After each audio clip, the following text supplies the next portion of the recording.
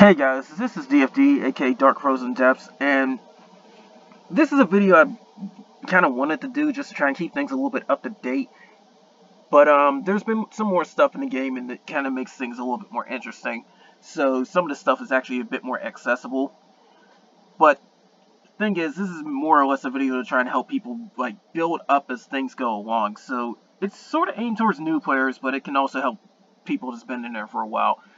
First things foremost, newer players, if you haven't done so, look into Rerolling, try to get some good stuff, because honestly, one of the best starts you can get is having a 100% Eidolon and hopefully a few SSR characters, mainly towards the element you're trying to focus on.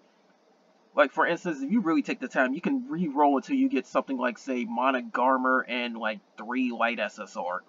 It all depends on your patience, because luck's not a factor when you can keep trying again. But, that's the whole thing with that. And then, also, depending on when you start into the game, the current event might actually help you out. Like, right now, we're having a raid event, which means that, you can actually go and have other people help you out, or jump into their stuff and just do maybe a little bit to get by. In a way, it's leeching, but at the same time, you can't really do much if you're a newer player. But if you are one of the stronger players, it really just helps us to beat the crap out of a boss so things move on faster. But, yeah, that's the thing with raid events. You can get some help with that. Union events are another example for that, because while one part of it is limited to just the union you're in, you can still get help from others. Not to mention, your union does well enough, you can get a lot of union rewards. So that's something to know about. The only thing you're really limited to in the union stuff is how much you do on your own. Which, honestly, you have a better chance if you're stronger, but again, what can you do if you're a newer player? And also, this goes for every single player, but try to be very, very diligent with two things. The quests that pop up for the missions, because they can start giving you some decent items pretty quickly.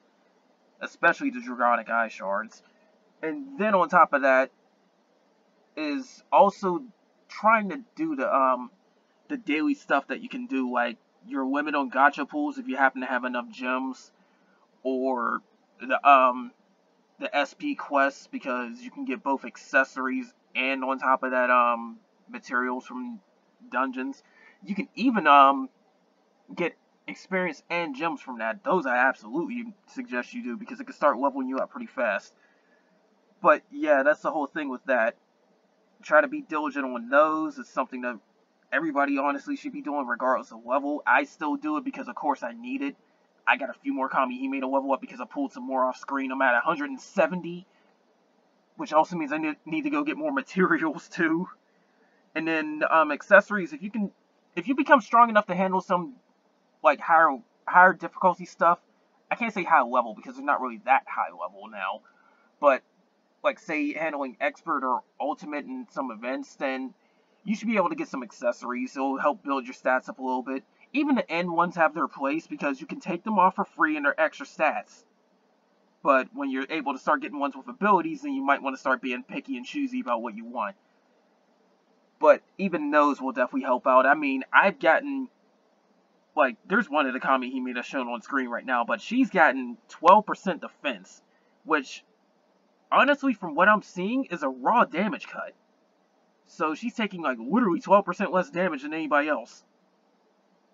So that's something to know. But that's the whole thing with that.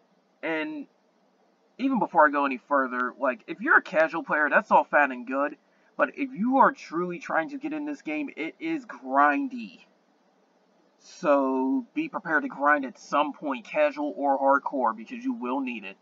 Especially for the higher level content, because the hardest content, which more is going to be coming on the way, yeah, they're no joke. And this is also going to cover some stuff on that as well. Even stuff later down the line, which I'm not going to go into full details about, but it will give you a little bit of a heads up. But for starters, right here, we're on this list right here, which is a list of SSR. I'm going to try and put the link to the wiki in the description. I'm not going to link it to one specific part. You have to go around and check things out yourself, especially if you're re-rolling, so you know who to really keep, because some of these characters are definitely better than others.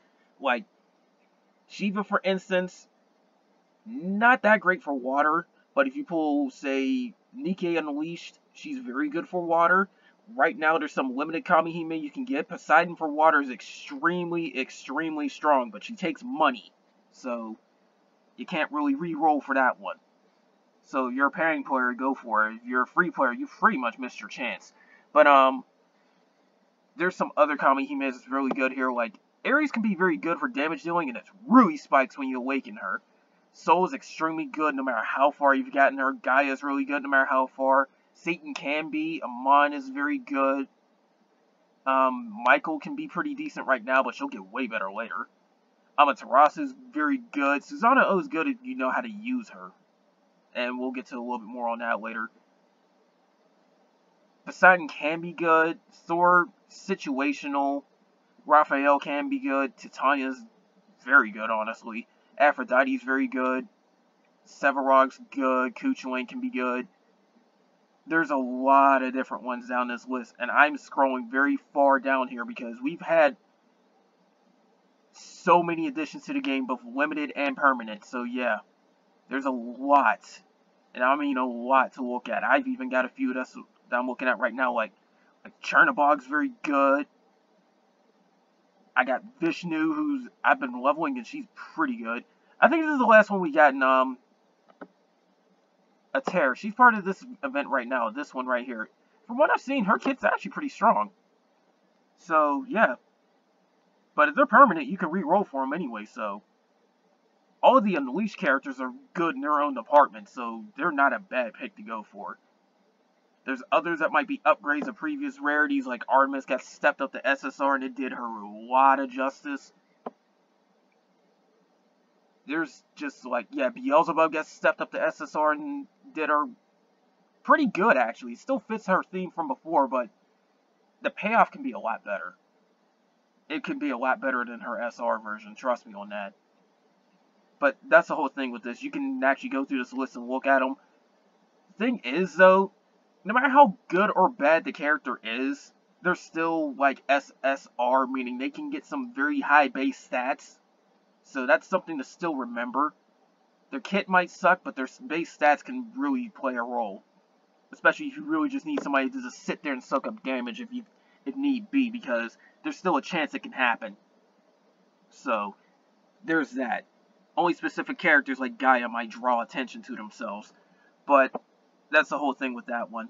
Now, I'm also going to jump into Eidolons as well, because there's quite a few Eidolons you really should look out for, even if you don't happen to get a 100% one, because they still might help you out. The first ones you see on this list is the Kaiser Dragoons, because they're extremely strong in their departments. I mean, just look at their freaking stats. Like, they all get the most HP you'll ever see on an Eidolon, and the most attack power you'll ever see on an Eidolon when you get them to level 100. So, those stats do not lie. They are very, very, very strong. But the thing about the Kaisers is that they're more support-based than main/friend-based, and that's one thing I gotta get into before I continue further. Some Eidolons are more oriented to go in your main slot, some are more oriented to go into sub-slots. Like, these Kaisers are definitely made for sub. Their stats are extremely high, but their main effect isn't all that great. Their summon effect greatly outweighs their main effect, because the main effect only just pretty much gives you more healing. But the sub effects, they buff the element that they are towards. Like, say, you summon a fire one, you get a fire attack buff, but they also give you resistance towards something that you'll be strong against.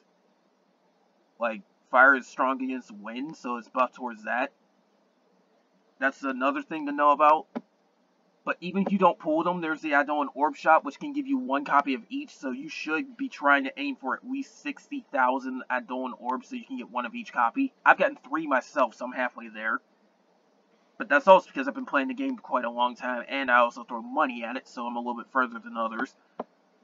Other good ones are ones that can do 2 or even 3 elements, because it'll cover more bases at once.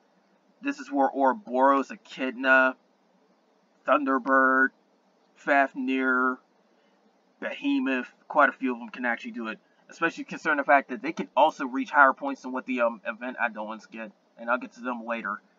But, for instance, I have Echidna at level 100. My Dark and Fire teams both get 60% elemental attack. That is extremely strong for a main effect. And her stats are also pretty decent. To add more onto it, she can also cause Dizzy, which isn't a bad side effect if it lands. So that's something to know about. So covering all of that, she's extremely good even if you don't get a 100% Eidolon. So don't be discouraged if you don't happen to get that super powerful 100% Eidolon for a certain element on a reroll. You might pull one of these characters too. Not to mention there's gotchas that throw them at you anyway, so you'll randomly get one of these eventually. Especially if you're a paying player, because then you can get the SSR guaranteed and you'll likely see one of these. Other ones can be situational, like say Jabberwock and Sleipnir. They both give character attack, but Jabberwock can increase your ability damage, which is kind of underrated. And Sleipnir can also increase drop rate, which is also very decent, because we already went through an event where you can get a free Eidolon that gives you drop rate up. And well, Sleipnir is one of your only chances of getting that one unless the event somehow repeats. Which could happen, but I'm not fully sure about that yet. Like I said, I'll get into some of the content later. But even if you get some of these, they're not too bad either, depending on how you use them. Like, if your grid doesn't have too much in assault and all that, they'll definitely shine a little bit more than the elemental attack ones, unless there's someone like Belial who gives 100% right there. But yeah, they can still help a little bit if you use them correctly, so it's not a bad idea to keep some of these on hand, just in case. Especially since some of their summon effects also can help too, like against an enemy that does a lot of combos. I forgot how to pronounce her name right here, but this Darkness one, she can help with that because she'll debuff it. This one right here, Archangel, can lower raging gauges, so when you need to really try to knock the raging gauge down, that helps too, so some of them can also have an effect as well. If you really want to be honest, there's no bad Eidolon, it's just the fact that some are definitely better than others. At least among the SSR. When you start getting the lower rarities, then you can start finding some very bad effects, honestly.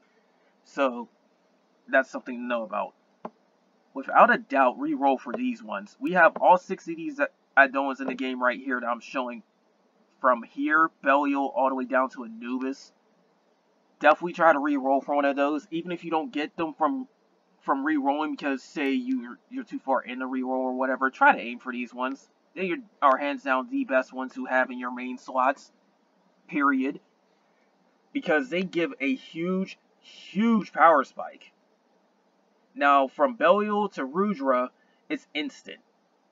From Monogarmer on down, that's where it starts getting a little bit situational, because Belial to Rudra gives an instant 100%, and they'd only get stronger as you break limit them.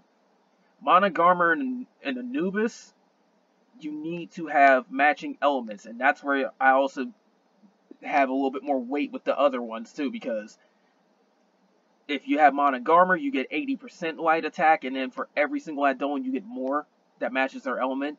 So say you have that Archangel that you've been using, and then Monogarmer pops up. Don't throw away your Archangel, because she'll give you more power if she's in the sub-slots.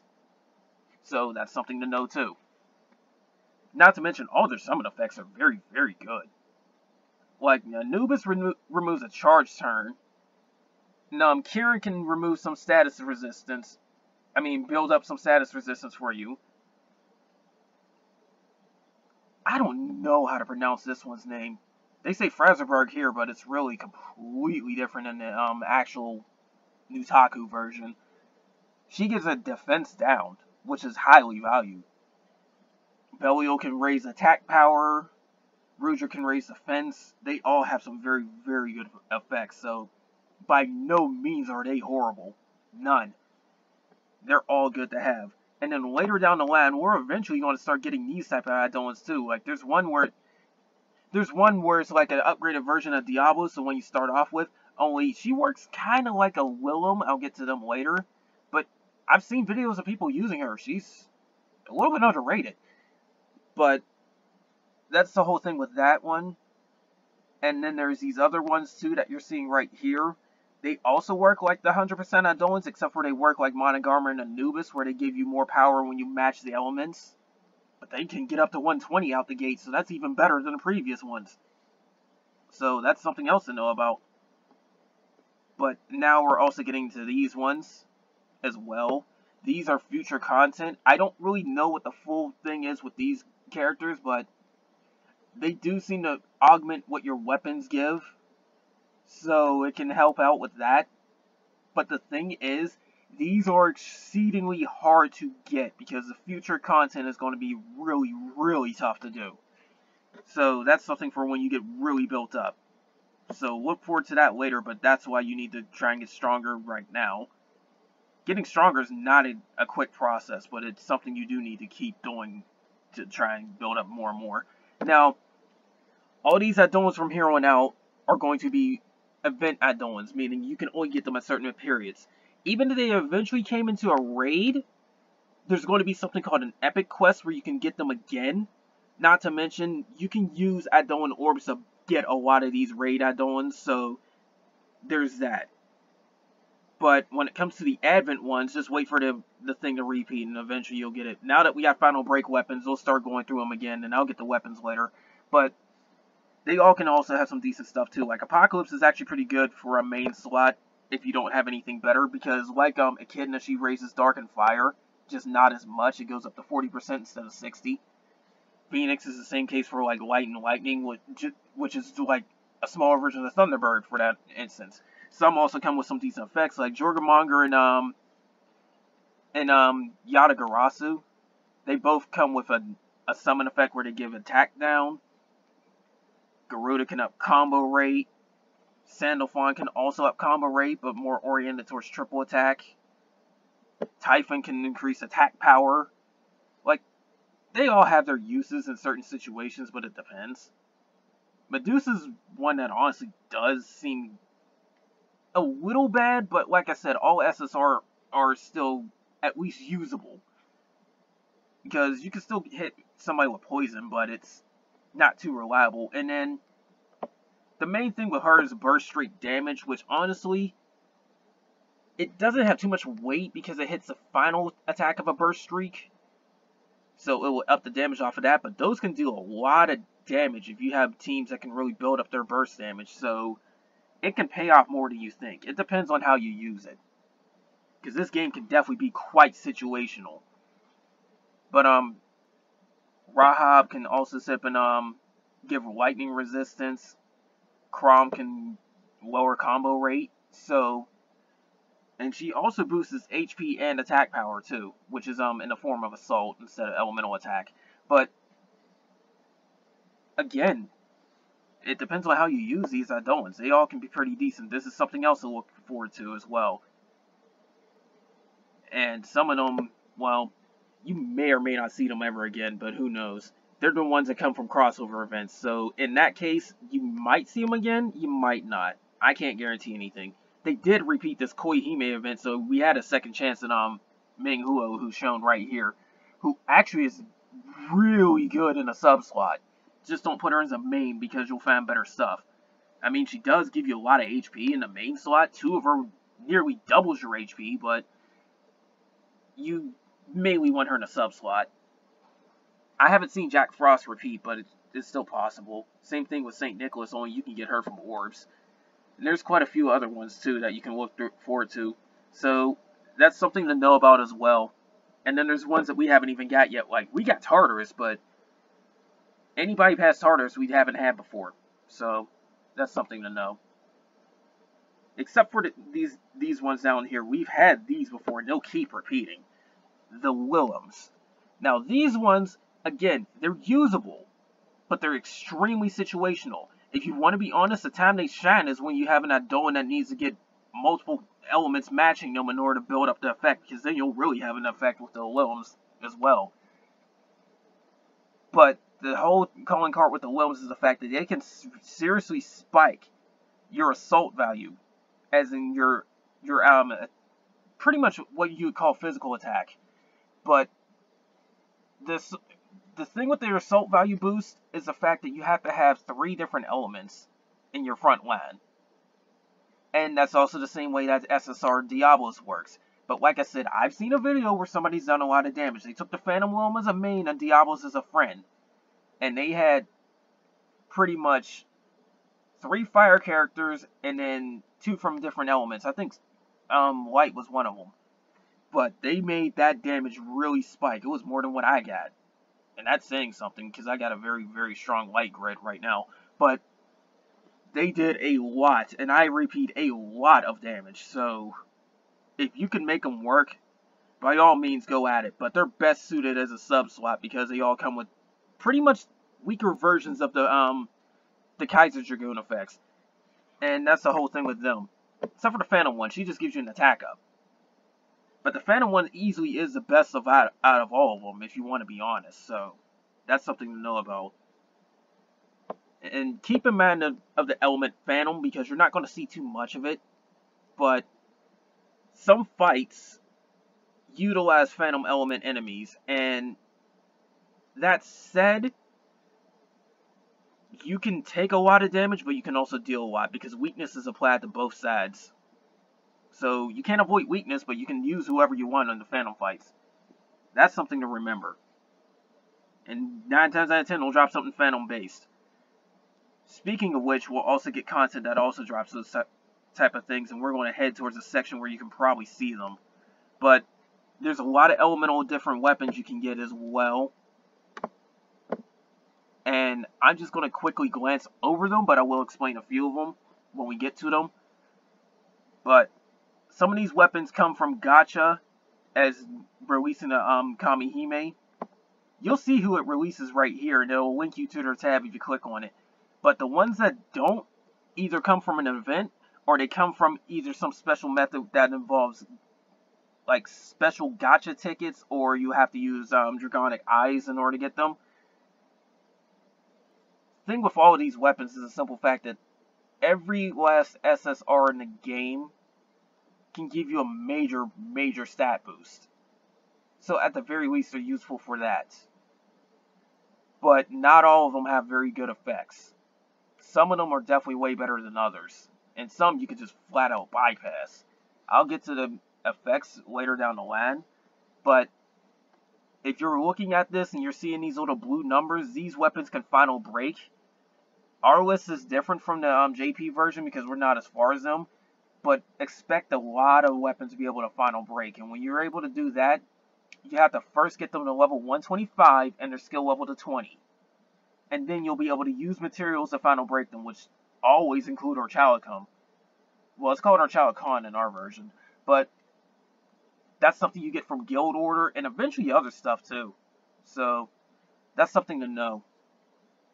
But that's something that is very, very valued to get because Final Break increases the skill level to level 30. That alone is extremely good, but you also get another 25 levels to get. Something to really remember. But to even get that far, you need to get at least 4 copies of the weapon. So good luck with that. Especially considering that getting Orchalicon is very hard to do. But there's a lot of them you can really get down the line. Some of them start coming with 2 abilities right out the gate. And some of them even fuse abilities together to make it even way, way better. So you gotta keep that in mind. It's like some will take 2 abilities, fuse them into 1, and add a 3rd. So even though it reads as 2, you still get 3. But this is just a fire list. And now we're just now breaking into water. There's a lot. And I mean a lot of them. Just keep your eyes open for those. Especially events giving them out too. Because you can get quite a few of them. Now, going further down the line, you're going to start seeing these ones right here. Which are the Phantom weapons. Like, yeah, here we go. The Phantom weapons. These are like the weapon version of Limbs, but way, way better. They give some very, very interesting effects. Some of them are powerful. But you have to have matching weapon types to go with them. So, they're like... Actually, they're more like the 100% Eidolons if you really think about it. Like certain ones. But that's the whole thing with these. They can be extremely, extremely powerful in your grid, but you have to have matching weapon types. And honestly, it's not too feasible to actually have multiple copies of them in order to just make a rainbow element, as they say, benefit from it. But there's a catch. These not only come from a very powerful raid fight that we don't even have yet, so this is going to be future content, but they're also very low in the drop rate. So yeah, good luck. And to even do that, you have to get regalias from the current raid fights too, so yeah. But these weapons can be very, very helpful depending on how they're used. So like I noticed the staff one, which is also called a cane, comes with something that boosts the recovery of healing skills, so it's like an ascension effect, which we'll get to later. But that's the whole thing with that. They can all have different effects. And it's, like I said, it's not too feasible to be able to use multiple copies of them in order to try and just make a mixed element team stand out more. It's just extremely hard to do. Because, again, drop rate's pretty rare. So even if you want to just get one copy and not try to max them out to skill level, level 125, it's still kind of difficult to do. Even getting just one of them is very, very tricky. But then there's also something else that comes into play with weapons. And that is based on the different souls you can get. I'm honestly not going to cover the souls too much, because you're eventually going to be able to get them all. And we'll even get abilities that actually... we'll even get the ability to actually strengthen them out. But generally, the weapons for the souls, you want to aim for the ones that don't have the HP increase, unless there's some really special condition you really need to go for. Because each of them come with special conditions when you equip them to that soul. However, when it comes to it, you also get a bonus effect, which spikes one stat. Now, it's elemental attack for the offensive weapon, and the more defensive based one, the stats don't necessarily tell you either, but the more defensive based one will end up being HP increase, so that will generally give you that one. But in the case of Arthur, swords and axes, Andromeda gets staves and lances. So you get the general idea. We'll try to match the two types they have, and each one will lead to one type. But these weapons are extremely powerful. I even have a light axe for Hercules that already has one break limit. Very, very good. It's a very, very good weapon. It's massively spiked the damage output of my light team. And the thing with these is, too, you can get them from each element, but the fight you have to do is a catastrophe fight from the raids, and it's currently labeled as Ragnarok, but it'll get reduced to Ultimate later down the line. But, yeah, those fights are difficult. You can't just run in there without a plan. You'll get completely smited. And good luck soloing them, because even if you had the power, it's hard to do. But, yeah, you can get these from there. Excuse me. But yeah, you can get these from there. Because you have to get regalias to drop. You can get fragments of regalias in order to make more regalias. And you can get these. Now, one thing that you're absolutely going to want to get for future content called Tower of Malice, which is later down the line, is Solomon's weapon. I don't know if you have to go for the attack-based one. Probably. Or the HP-based one. But either way, you want one of these of every element, so you can help with the Tower of Malice thing, because with the way that event works, Solomon can probably even take out a few floors on her own. So keep that in mind. But some of the souls that are pretty much aimed for is usually Shingen, Morgan, Arthur, Hercules. You might see a few people use John, Mordred, or Andromeda. Artanian can also be pretty good too. Mainly because they buff the crap out of her sniper shot in one of these, but yeah.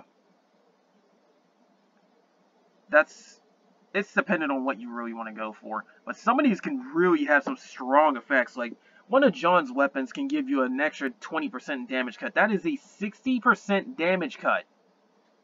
That is strong.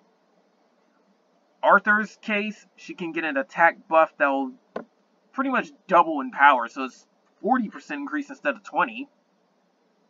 Andromeda can get more healing off of hers. You get the whole picture with that.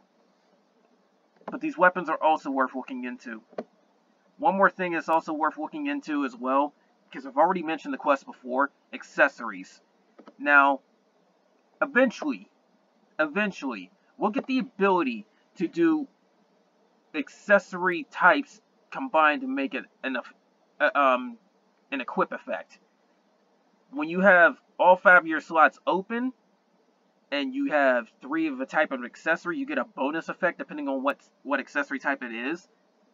So that's something to also look into, but I'm hearing that the tiaras are the most highly valued because they'll increase your combo rate, I do believe, by a huge amount. But yeah. So even the rings might even have a little bit of a help if you can use them that way. Again, it depends on the person because they can somehow make certain things work. But yeah, there's a lot of different types that are from here, and you get them from the accessory quests. You can also get them from events now, but usually the union ones. And then on top of that, which also helps even further, you can get rings, and I do believe the brooches. You could get rings and brooches from from trading them off. So that's something to know. But the thing is, if you do it that way, you're guaranteed to have accessories that give you only 2 skills instead of 3. And the rings always give you 2. And that's if they're SSR, because if they're lower rarities, and lower the count by 1. Meaning, even if you get an R ring, it's not going to give you an ability with it. So you got to keep that in mind. But the abilities can really range. There's abilities that can increase attack power, or ability damage, or even burst damage. There's rings that can up drop rate. I mean, not just rings. There's accessories that can up drop rate.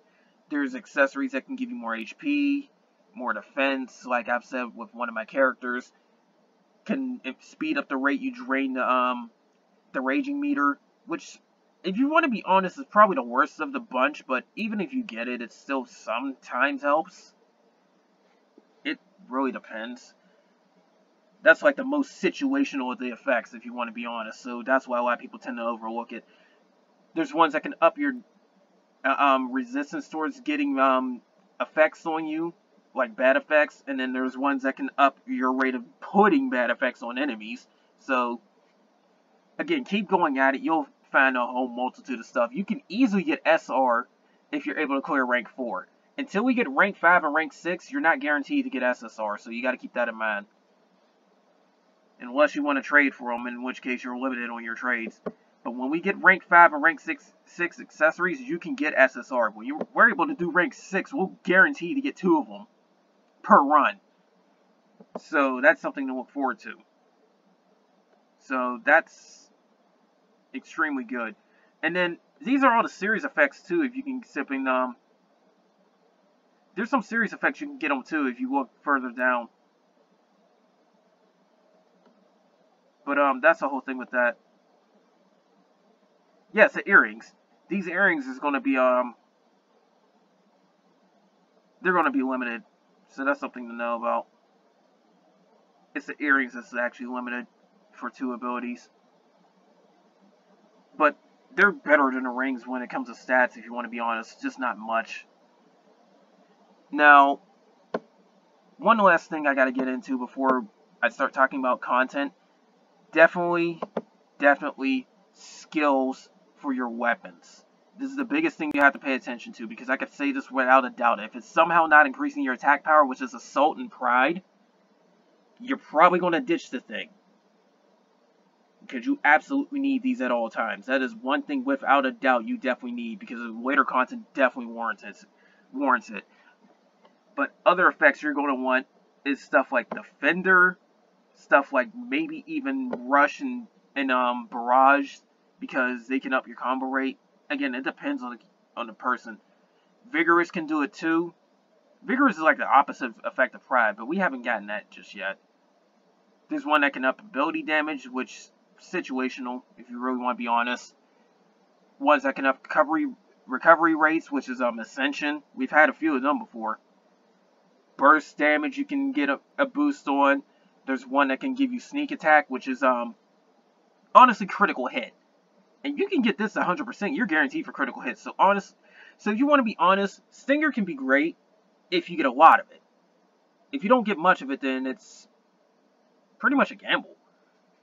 But that's the whole thing with that. And then they start fusing effects eventually. Although some of these we can actually get pretty much right now. Like Ambition and Spirit is from the weapons you can give the souls. So they'll give you some serious boosts. But then there's stuff like where you get Assault and Barrage mixed, and then you can get Assault Stinger mixed. Believe me when I say this, those are the ones you really want to aim for, because they kind of get you like double effect. And it's strong. It is very strong. When you can get a weapon that has practically 3 effects, you're pretty much breaking the game at that point. Especially if you can go up to skill level 30, then at that point it's just whoa. But that's the general thing with these. And all of these work for different formulas. They more or less covered them pretty nicely. But it's up to you on checking these out. I've already done other videos about this type of stuff, so it's up to you to really look at it. But I could easily say that you may or may not want to overlook some of these too. Especially in the case of ability damage too, because it's kind of underrated. Like, if you can nuke the crap out of an enemy with a strong ability, you can do tons of damage. I've seen abilities that racked up like 600, 700,000 damage. And that's just with my grid right now. I'm pretty sure stronger ones can do way better. So, like I said, ability damage is underrated. It really is. I'm not saying to go out of your way to try and get a lot of it, but I am saying it can help. So that's something to know about. And like I said, Pride and Vigorous is pretty much the opposite ends. It's like, it'll give you a set amount of attack power, which is on par with a small assault. But at the same time, it gives you bonus attack power based on your HP. Vigorous gives you more when your HP is higher. Pride gives you more when your HP is lower. If you really want to be honest, Vigorous is best used for fights that are short, and Pride is best used for fights that are long. That's my little 2 cents on it. That's just me, though. That's the whole thing about those. Now, content, oh boy. As you can see on this list right here, there's a whole bunch of different content. Main quests, I suggest you go through it all. You get magic jewels for clearing all those parts. Not to mention more characters are just flat out free. And some free characters are actually decent. They can hold you until you can get some SSR ones that can replace them. But, and then some have some very situational uses too. Like, Amon, she's very early in the storyline you can get her. She pretty much can block a bad status effect. So, yeah. And then Nikke's a healer. They give you a healer right out the gate. So, no complaints about not being able to heal. Unless you use your heals at the wrong time. But healing isn't... Something I've noticed is the fact that healing isn't all that potent once your HP hits a certain point. So that's where Ascension would come in and really offset that. So you definitely do want to try and look into Ascension if you start relying on healers quite a bit. That's something to also know about.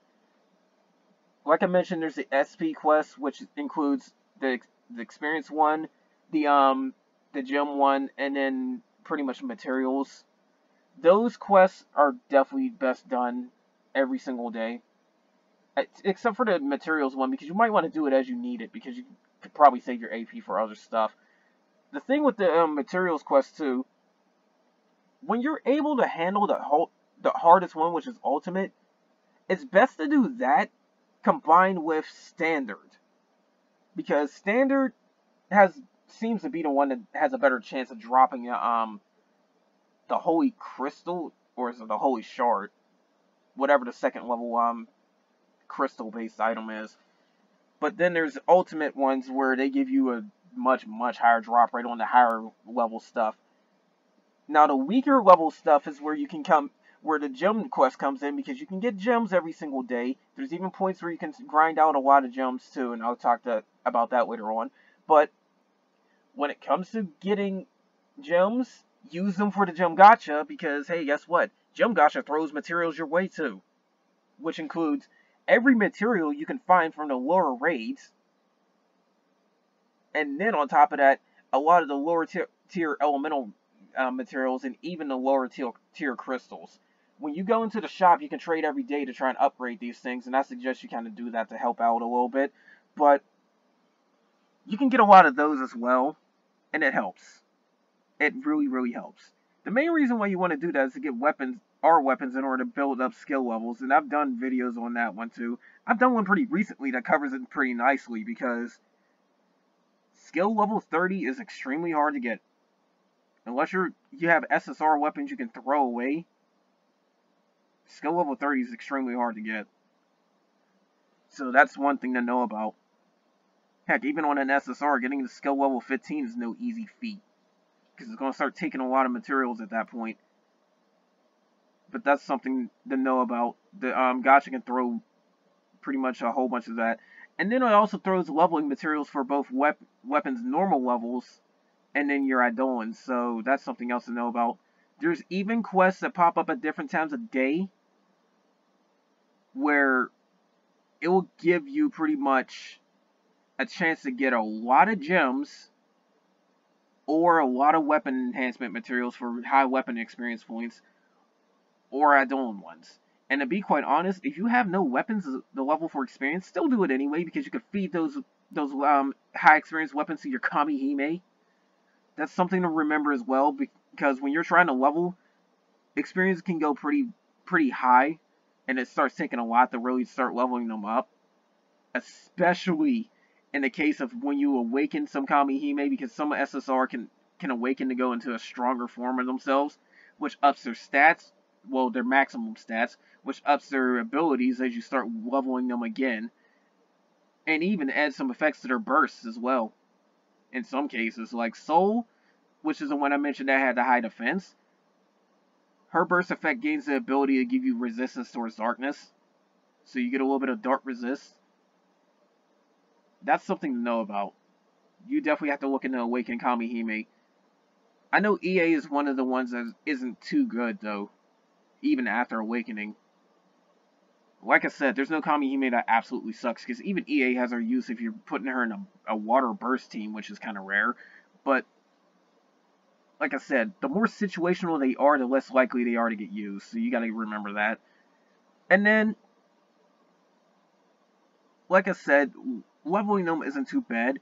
Now, if you're wondering where you get the books from in order to do that too, the silver books and the gold books come from all manner of events. You also should be able to trade off for them too in one of the shops. I forgot which one exactly. But the thing with those is the fact that the silver books are used in both SR and SSR characters, depending on the situation. They're only used for awakenable SSR, because when you awaken them, it sends them back to level 1, and you gotta keep break limiting them again. That's when you start needing silver books for them, as well as the gold ones. And then your SSR also use the gold books at all points, really, because when you break limit them, to get their final break, you'll have to use 5 gold books. When they're able to get awakened, you're going to need like another 11, I think. I don't remember the full amount of books you need for that, but you need a lot of gold books just for an awakened Kamihime. It's kind of inconvenient, but not too inconvenient. But that's the whole thing with using them. And then the silver books can also be used to get the 4th and final break for the SR Kamihime. And some SR are pretty good. Some R level Kamihime is pretty good. And hey, guess what? Gem Gacha feeds a few of them to you. So that's something to really keep your eyes out for. And then the biggest thing too is the fact that a lot of stuff in the game, whether it be scenes from Kamihime events, even some cases where you might get them from logins eventually, it's like magic jewels will definitely help you out. You'll even do the same thing for tickets as well, some gacha tickets. Free or paying players definitely need to go get these things, especially free players. Because guess what, free players, this is your only means of doing the premium-based pools. So if you're not putting a single cent into the game, you must grind for these magic jewels like the plague. Especially for the gacha tickets too. Because some of these gacha tickets can be very, very powerful. Like the ones that give you Kamihime only, that's the best way of building up your teams. I hate to say it, but it really is. So that's the stuff you really need to hunt down, whether you're free or paying. It helps out because it's free pools, free premium pools. Go get them. Not to mention, magic jewels can also help you extend your inventory if you're a free player. It's your only means of extending inventory. Keep that in mind. But going back on events and all that type of stuff too, something else that happens at all times, or at least you can do at all times, is raid battles. Now, don't put these with raid events, but raid battles, which I'm actually going to go into. Like I mentioned with the raid events, you can have other people help you out in these. You'll eventually get strong enough to be able to handle the really weak ones. The disasters are very easy when you start getting some power. Honestly, if you hit a point where you're getting like 50% assault, and I think maybe even 20k power, you should be able to handle the ultimate disasters pretty easily. Or not the ultimate, the expert disasters, because they come in expert and standard. The disasters are practically a joke once you get stronger, but they can drop SR weapons, and then also SR Eidolons. These Eidolons are very, very, very situational. They can increase both attack power and HP, but you'll quickly replace them later down the line when events start handing you some decent stuff. When it comes to the weapons, there's 2 defenders, I do believe, and 1 assault. Now, every last one of these raid battles can start throwing that stuff your way. So, pay attention to that, because when you're just starting out, you're probably going to want some SR weapons to beef up your grid, and then you'll just replace them with SSR later down the line.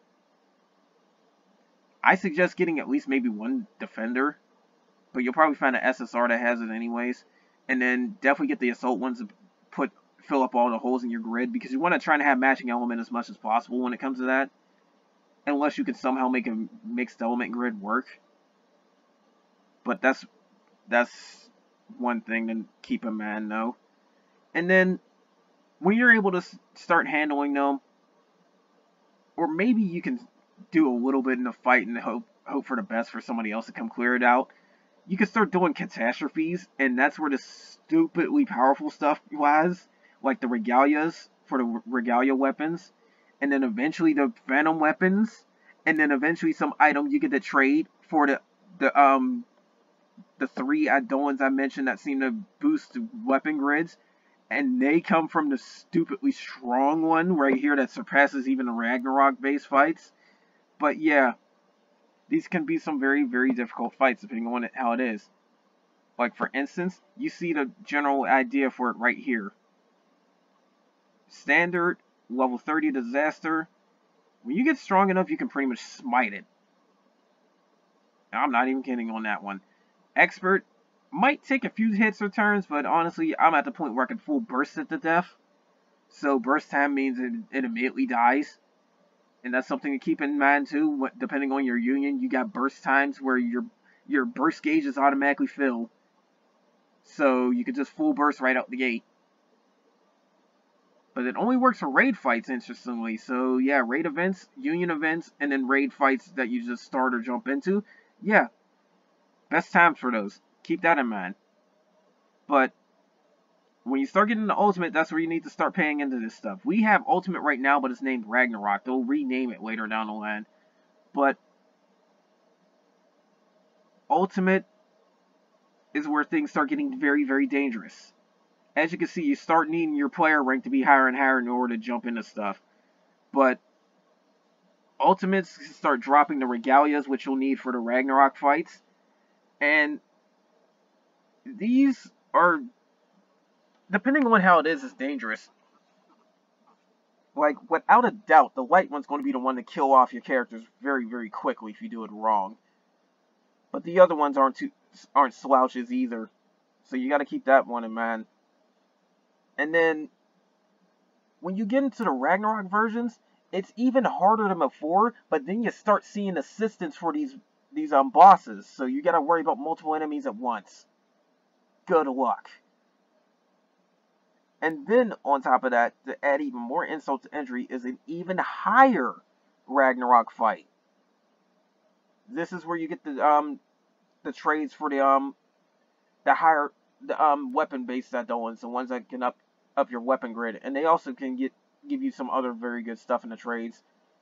Very, very, very dangerous. I haven't really looked too much into it, but hey, guess what? It's level 100 and 200 freaking million HP.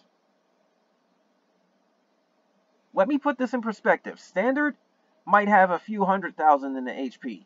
Expert might have like 1 or 2 million.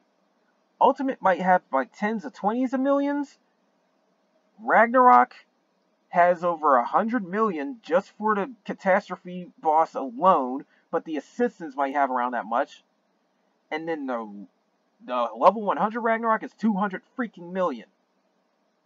Very, very dangerous. So you gotta be very careful of what you do. Very, very careful of what you do, especially considering that ultimate onward can also start using trigger effects, and that's when bosses start just doing some really crazy effects whenever the triggers happen. Like, for instance, you sit into the raging and suddenly your whole team gets nuked. Or, hey, you put it into a certain status effect and suddenly it's retaliating like crazy. So, be very careful of that. But the biggest thing of all is the simple fact that you can revive in these fights, but it takes elixirs. And as far as I know, the revivals seem to be infinite. But why burn out your elixirs? The full elixirs you have to get from magic jewels or from gachas that come with that as a bonus, or just flat out using Nutaku gold to get them. So unless you want to sacrifice magic jewels for it, you're probably not getting elixirs anytime soon. Half elixirs you can get, but they don't revive you. So that's something to know about. And then if you want to jump into somebody else's raid, and even in the case of union events where you start going after the demon battles, you'll start needing BP, so the energy seeds will come into play. You can get energy leads from union events too, so that's something to know. But you'll need BP to jump into somebody else's raid, AP to start your own. Keep that in mind. And they can go past the limit, thankfully. There's been an update we got long ago where you can go far past the limit on using these, so I, for example, can feed 10 half elixirs and have like 500 AP. So yeah, that's something to know. But like I said, there's different stuff you can get from each fight depending on which one you do, and it can all of them can very well help you at some point or another. So keep that in mind. But yeah, this is a general idea on some of the fights. It's like they have like around 500,000 for standard. Experts got like 1.2 million, and this is fire. 19 million for the ultimate. For the Ragnaroks, tens of millions, and then there's like 120 million for the catastrophe, and then this. It's like, it gets so crazy. So crazy. Look this out if you want to see all the stuff you can get and all the stuff you can do, because they really broke it down and done a very damn good job of it. And then the biggest thing is this one right here, which is going to be the Guardian Angel or whatever it is. Oh god, that's going to be a tough one. I'm not looking forward to it. I'm not looking forward to the Ragnarok fights. I'm already having, like, I'm not really having too much issues with the ultimates, but I'll be damned if I didn't say I wouldn't struggle from time to time. But yeah. Now, something else we have right now is called Guild Order, and that cycles through them at different points. This is where you get your Italicums, but the thing is, these fights are very, very dangerous. I suggest you do not do this until your weapon grid has at least 100% assault. Trust me on that. Even if you have 70 or even 50% assault, though, you still might be able to go through, do some missions, and maybe get some stuff. But if you really want to have the best chance of getting a lot of these, which includes these books and their child cons, and even magic jewels, don't do this without 100% of grid. If you have 100% in your assault, and pride also factors into this vigorous as well, that's where you want to have a good chance at this, depending on the setups. Look into each one and see what they do. They cycle through them. I think right now we might have Jorgamonger, but eventually we'll cycle over to Quetzalcoatl, and we'll go through that, and then we'll eventually change it up and start giving different ones too down the line. Believe me when I say this, these fights are very dangerous. I can put it like this. Kron Kruok. My white team has over 100% assault. Over 120% assault, actually. Almost double HP from Defender. It's like 90%. And can hit, with the right friend, about 150, maybe 160% in elemental attack, which is damn strong. So we're talking about off element, I'm dealing like maybe 50 to like 60 to maybe 40,000, maybe 50,000 on average per normal hit, and my HP is around 15,000. Kron Kruok still smited my team, as in she nearly wiped him out. I have video of that. Yeah, that's how dangerous these fights are. So if that doesn't put into perspective of how strong you need to be, then yeah. Because hey, guess what? The rank entry is a lie. It says you can do these at rank 50. Unless your grid is extremely strong, don't try it. Do not try it. And then eventually we're going to also get Tower as well. Now I don't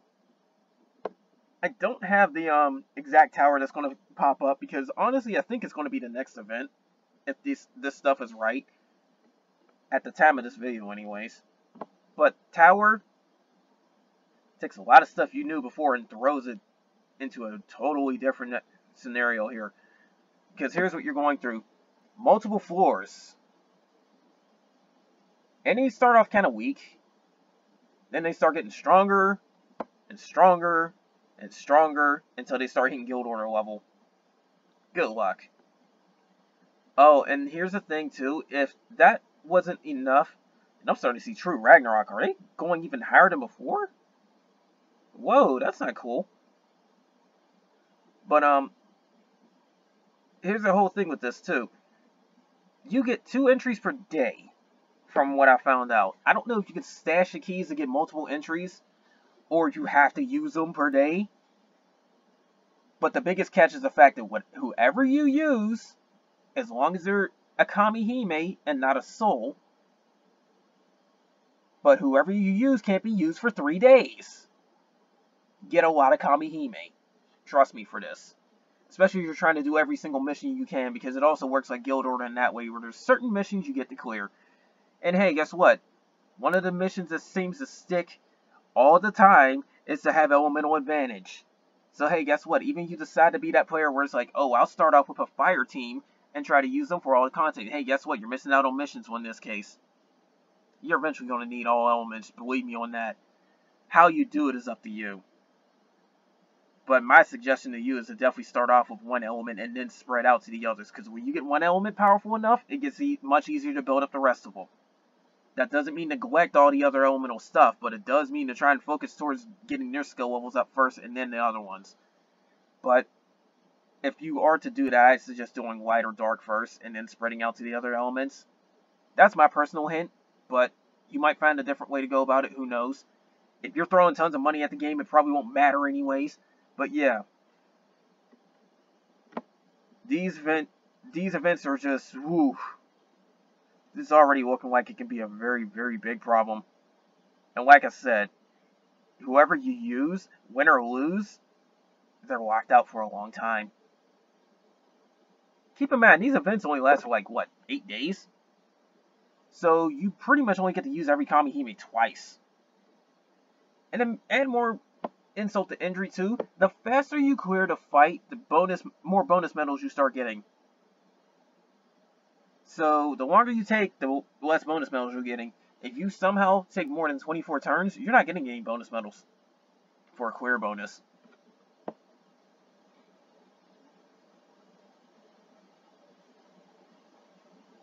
And then you also got to be careful too, because here's the thing.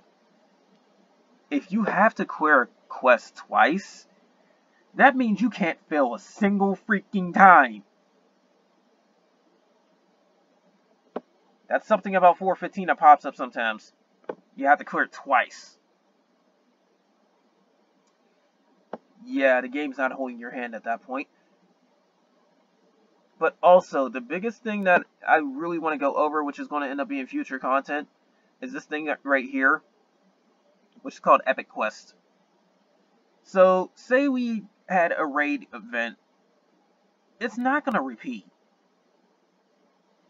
But what will happen eventually, by the looks of things, is that we'll be able to go through the event as an advent fight. Meaning you're on your own, but it's readjusted so it can actually be doable. Because some of these little raid events, they have a mission where it's like clearing a Ragnarok fight on your own with a certain element. Yeah, well, this makes it a lot easier to pull that off, basically. And then you can also go back and get previous Kamihime. You can go back and get previous Eidolons. I think you'll be able to get their weapons too. But the whole thing about these is the fact that they're readjusted to be able to do these. And it's saying you need to be ranked 20 or higher. And then you need gems to even do the quest, but hey. And as far as I'm concerned, by the looks of these quests, when they're implemented, don't ever disappear. So they in a way count as events, but they don't ever disappear. So, yeah, that's something else to know about. So prepare your teams accordingly for that. Now then, one last thing I also got to point out too about all this stuff as well, because they may add more content too to make it harder, but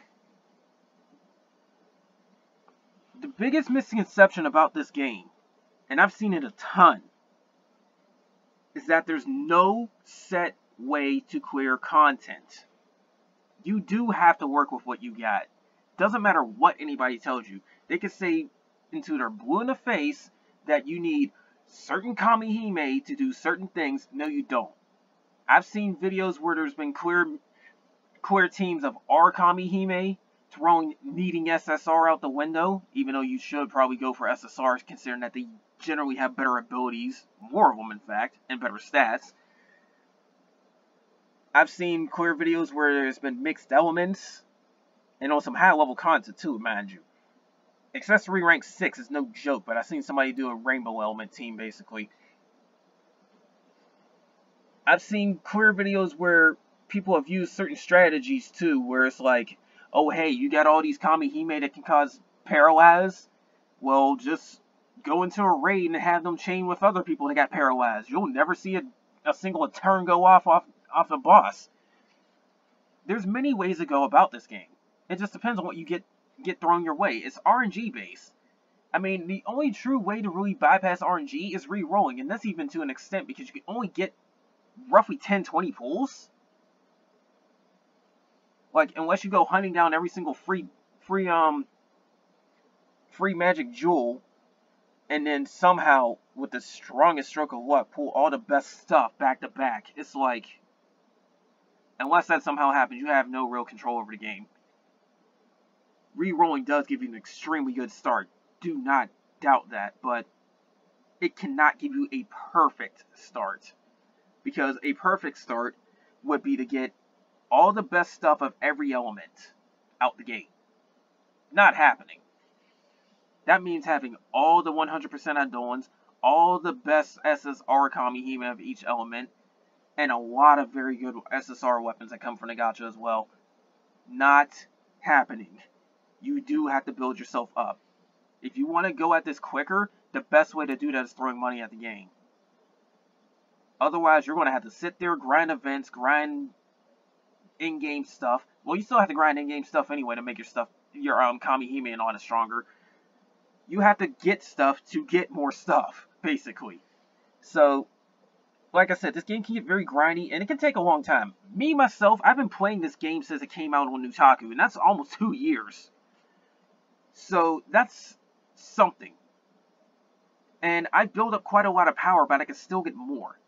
If you truly want to be honest, just going off of the Eidolons alone, if you truly want the best Eidolon setup, you need to get the strongest one that gives you the most elemental attack power. Like there's a Eidolon that has, say, 125% wind on the Japanese version, but they have to have matching element. Hey, guess what? You got to get them, break over them all the way up. You got to get every single slot filled with a Gale Kaiser Dragoon, build them all the way up to level 100, plus 99 all this stuff too, which is something else I didn't mention, but other videos cover it. Do the same crap for your weapons, do the same crap for your Kamihime. And even then, they might add some stuff where it's like, oh hey, this is more powerful than what it was, because that is Assault Defender weapon, you can get Assault Defender plus Stinger.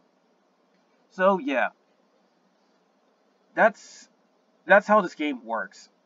You just have to go along with the flow, and pun not intended if you are remaining water, but you have to go along with how things go, and then just build from there. There's no one set strategy. There's some stuff that you really should go for regardless of how you do things. Like, without a doubt, go for Assault. Like, if you see something that has Assault, doesn't matter what's with it, go for it. You can replace it later. Now, if you got a grid that's full of Assault weapons, like my light one, for instance, I can say, oh, hey, this has Assault Rush, I don't want it. Or it has Assault Stinger, I don't want it. That's where you can be picky. But when you don't have that grid full of SSR weapons, because you can get that eventually, don't be picky. Get the SSR. I can say that my Wind, my Dark, and my Thunder teams all have grids that do not have SSR Assault throughout the whole thing. But I still get weapons that have different stuff on them because it helps. Because there's not too many dual elements on some of those anyways. There's no one set strategy to do this. Heck, I've even seen a team where it's like 50,000 HP per character. How do you even pull that off? I don't even know. But with that much HP, you're probably not dying anytime soon, even with low Assault. So who knows? If you can make that work, go for it. That would rule out the whole Assault thing. But personally, the way I sit up and see it, if you can get a grid full of Assault and Defender, who's really debating? Like I said, I've got a light grid that's got over 100 in Assault, and this got nearly 100 in Defender, so that's something you can do. It all depends on what you get thrown at you. When it comes to the events, take what you can get. Without a doubt, take what you can get. Because at the very least, it's free stuff. It is free stuff. You should focus on some things more than others. Like, definitely go after the SSR before you go after the SR. But you gotta go for it eventually. Because it's stuff that will help you later down the line. Honestly, if I can grind out an Advent event all the way through, I would get every copy of that Eidolon, I get every copy of the SSR weapons, I get every copy of the Magic Jewels and the books and the SR weapons, and the gotcha tickets, even though soul points, because you'll eventually need them to build up your souls even further than what they are now. It's like, you have to grind, you have to go for it. But the bottom line is, it's still free stuff. It's even why I stress so much in the raid events, where you have these gotcha tickets you can get, go for them. Because honestly, you're only limited by the number of tickets you get. The supply of the gems and the magic jewels and the plus stuff and all that you can get from it is endless. If you truly grind enough and get lucky enough, you can actually roll out of one raid event with a grid full of the same SSR weapon. You just have to grind hard enough and be that lucky. Nothing's stopping you. The sky's the limit. It's just the fact that you have to find your way there. And for Each player is different. But that's the whole point of this video. I'm just pointing out some stuff that you can use to get along the way, but it's up to you to actually do the research and actually go through the events and get it. But on that note, this video has gone on long enough because it's been over an hour. It's been over an hour and 10 minutes basically at this point, so I'm not going to hold things up any longer.